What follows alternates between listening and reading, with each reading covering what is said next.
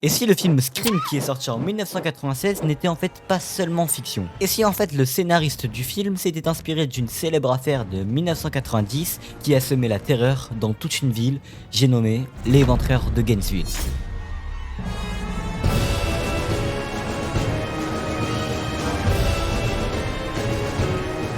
Conjuring, L'Exorciste, Massacre à la tronçonneuse ou encore Scream sont des films qui ont marqué nos esprits pour leur violence et leur ambiance très pesante. Mais ils ont un autre point commun, ils sont tous inspirés d'une histoire vraie. Alors qui est ce tueur qui se cache derrière le masque de Ghostface?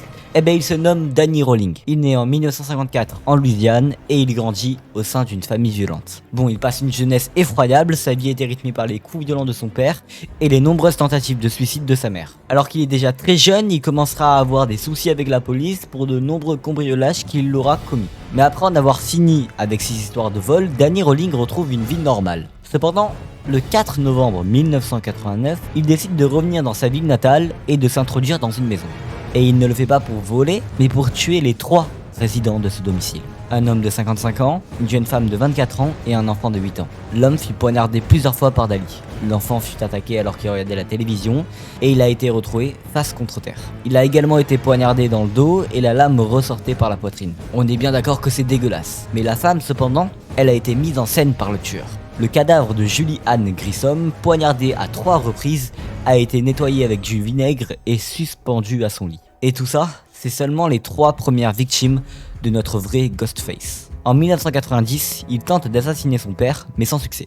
Le père a tout de même perdu une oreille et un œil durant l'attaque. Il quitte alors sa ville natale et part s'installer en Floride, à Gainesville. Juste avant de continuer son histoire, je vous propose de vous abonner et de liker la vidéo si vous la kiffez. Pour en revenir à notre serial killer, il reproduira malheureusement le même schéma que dans sa ville natale, en s'introduisant dans les domiciles de ses victimes.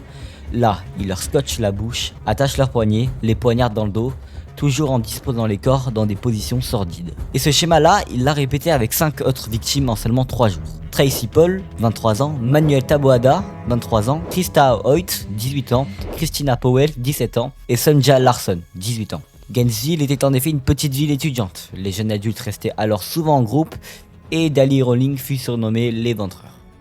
C'est alors le 7 septembre 1990 que le tueur est arrêté lors d'un cambriolage dans cette même ville.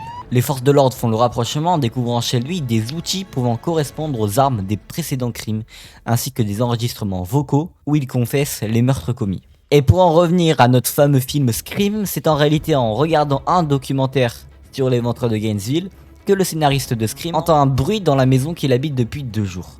Il se munit alors d'un couteau pour se protéger, tout en appelant un ami. Événement qui n'est pas sans rappeler la scène inaugurale et emblématique du premier Scream. Ce qui lui donna l'idée du film réalisé par Wes Craven.